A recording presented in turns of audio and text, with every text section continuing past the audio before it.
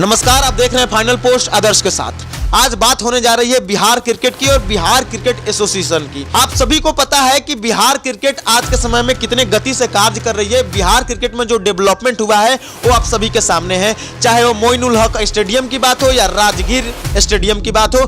Bihar cricket में जो गति आई है वो सभी के सामने है।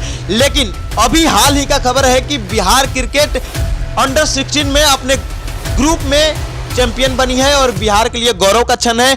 बिहार का सीना 56 इंच का हो रहा है यह खबर सुन के। लेकिन इसी बीच एक खबर, बड़ी खबर बाहर निकल के सामने आ रही है और एक आरोप लग रही है मैच फिक्सिंग का। और यह आरोप अभी का आरोप नहीं है, आज से 3 साल पहले का आरोप है।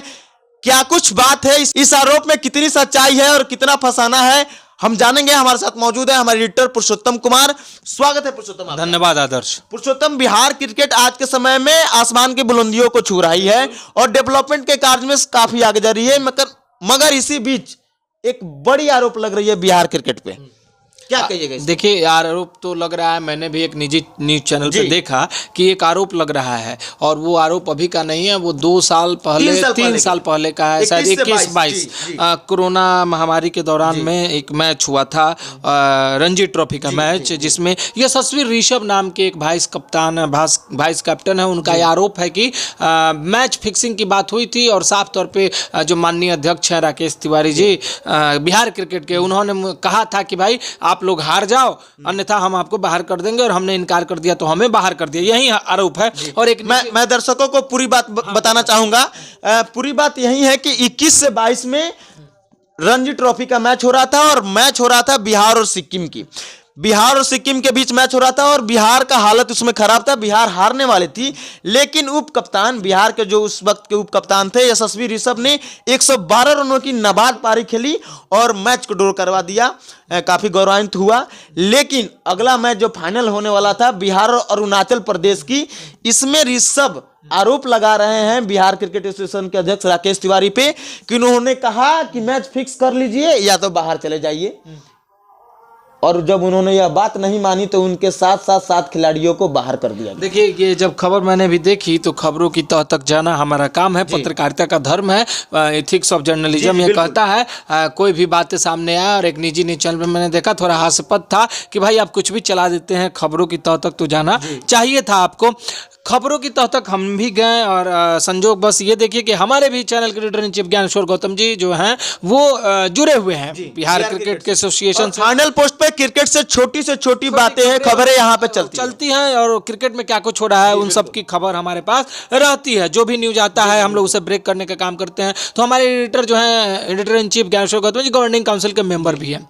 हमने खबर की पड़ताल की, खबर की तहकीकात की। बड़ा अचंभित करने वाला था आदर्श। खबर में यह सामने आया कि जो आरोप राकेश तिवारी के ऊपर में लगाया जा रहा है ऐसा कुछ भी नहीं है। क्या बात कर रहे हैं? एकदम हमारी जब बातचीत हुई तो यही सामने निकल करके आया कि जो यशस्वी ऋषभ है, एक्चुअल में हुआ क्या था, मैच फिक्सिंग का आरोप जो है यशस्वी ऋषभ के ऊपर लगा था। यानी जो कमेटी थी, जो टीम मैनेजमेंट थी, आप बात को पूरा उल्टा करके बता रहे हैं। उल्टा ही हुआ था। इसीलिए तो मैंने कहा कि खबरों के तह तक जाना पत्रकारिता का धर्म होता है आदर्श, और हम खबरों की तह तक जाते हैं। बिना खबरों की तह तक गए हम कोई खबर को ब्रेक नहीं। मतलब यशस्वी ऋषभ ने जो आरोप उन पे लगाया है उन्हीं पे लगा हुआ था। अभी पूरी बात तो सुनिए आदर्श, जब आप पूरी बात सुनिएगा तो आप भी अचंभित हो जाइएगा और जो न्यूज चैनल इसे चला रहा है उसे देखकर भी आप मतलब अचंभित हो जाइएगा कि ये क्या हो रहा है। यशस्वी ऋषभ के ऊपर ये आरोप हुआ, ये आरोप लगा कि भाई यशस्वी ऋषभ मैच फिक्सिंग की बात कर रहे हैं और वहाँ की एक कमेटी को पता चली और कमेटी ऑफ मैनेजमेंट तक ये बातें गई और उन्होंने ऋषभ को और उससे जुड़े जो लोग भी थे उसे बाहर निकाल दिया। क्योंकि बात थी कि बिहार क्रिकेट के विकास की, बिहार क्रिकेट एसोसिएशन से जुड़े उन बच्चों की जो खेलते हैं, जिनके प्रतिभाओं का दमन न हो, जिनके प्रतिभाओं का हनन न हो, जिनके प्रतिभाओं की हत्या न हो, वैसे लोग जो बिहार क्रिकेट से जुड़े हुए हैं और अप्रत्यक्ष अप्रत्यक्ष रूप से। लेकिन बिहार क्रिकेट में ये बार बार खबरें आती है, हमने भी बहुत सारी खबरें चलाई हैं कि भाई पैसे का लेन देन की बात आती है, तो उन सब चीजों को देखते हुए ये निर्णय लिया गया कि नहीं, इस तरह के खिलाड़ी को खिलाना अच्छा नहीं होगा। जो प्लेट ग्रुप के मैच में, मतलब छोटी छोटी मैचों में इस तरह की फिक्सिंग की बातें कर रहा है, इस तरह के खिलाड़ियों को अगर हम खिलाएंगे और ऐसे लोग अगर रहेंगे तो बिहार क्रिकेट एसोसिएशन पहले से ही लोग इसे बदनाम करते हुए हैं और भी बदनाम होगा। तो ये जानकारी मुझे मिली तो मैं बड़ा आश्चर्यचकित हो गया, अचंभित हो गया कि भाई ये चल क्या रहा है और था क्या कुछ। पूरी जानकारी मिली कि नहीं, जब ये बातें चल रही थी मैच फिक्सिंग की तो यशस्वी ऋषभ ही इसके सूत्रधार थे। यशस्वी ऋषभ के हमारे जो सूत्र बता रहे हैं कि यशस्वी ऋषभ के तरफ से ही ये बातें मैच फिक्सिंग की रखी गई थी और इसे मानने से इनकार कर दिया गया कमेटी ऑफ मैनेजमेंट में। जब ये बातें गई कि भाई ये मैच फिक्सिंग की बातें हो रही हैं और साफ निर्णय लिया गया कि ऐसे खिलाड़ियों को बाहर निकाला जाए। लेकिन सबसे बड़ी बात यह है कि आज 3 साल बाद यह मामला फिर से उठ रहा है। 3 साल बाद, आप 2-3 सालों तक कहाँ थे? लेकिन सवाल यह भी है कि उस टाइम यशस्वी ऋषभ पर भी क्यों नहीं कुछ लीगल काम किया गया? जब डेवलपमेंट का कार्य होता है, जब उन्होंने मैच फिक्स किया तो उन पे भी मैं आपको बताता हूं कि एक खिलाड़ी जो एक खिलाड़ी जो पिछले खेल में अच्छा खेला था, मैच को ड्रॉ कराया था और गौरवान्वित करने वाला वो समय था, और दूसरे मैच में इस तरह की कुकृत्य कोई करेगा तो आपको क्या लगता है कि मौका देती है जो एसोसिएशन होती है, जो कमेटी होती है, जो एनजीओ होती है, फ्यूचर खराब ना हो, फ्यूचर खराब ना हो, तो वो मौका देती है कि भाई आगे बढ़िए, इस तरह का कुकृत्य नहीं कीजिए, जाइए आप हमारे यहाँ से। आप सिंपल तौर पे मान लीजिए कि आप एक किराना दुकान चलाते हैं तो आपके यहाँ अगर कोई चोरी करता है आपका एम्प्लॉय, तो क्या आप पूरे शहर में इश्तिहार छपवा देते हैं क्या कि ये चोर है, इसको नहीं रखिएगा दुकान में, या सिर्फ उसे डांट मार करके भगा देते हैं कि इसके बाद से गलती मत करना, दूसरे जगह जाओ? यही ना करते हैं आप, इश्तिहार नहीं ना लगवा देते हैं। इसलिए नहीं लगवा देते हैं कि एक वक्त के लिए तो वो चोर है लेकिन उसका भी परिवार है, उसके भी बाल बच्चे हैं। तो सजा देने का मतलब ये नहीं होता है कि सार्वजनिक सजा दी जाए। सजा देने का मतलब 3 साल बाद यशस्वी ऋषभ ने क्या सोच के ये लीगल नोटिस भेजा है? 3 सालों के बीच में क्या हुआ, 3 सालों तक कौन सी गोटी पेटी सेट करने की बात हुई, ये सब जानकारी मेरे पास नहीं है। मैं चैनल चलाता हूं, हमारे जो सूत्र बताएं, हमें जो जानकारी प्राप्त हुई उससे ये साफ पता चला कि ऐसा कुछ नहीं हुआ था जो और तमाम न्यूज चैनल पे दिखाया जा रहा है। यह भी आरोप है कि जब उन्होंने इसको लेकर ऊपर गए कि गुहार लगाएं कि इस पे कार्रवाई की जाए, तो लेकिन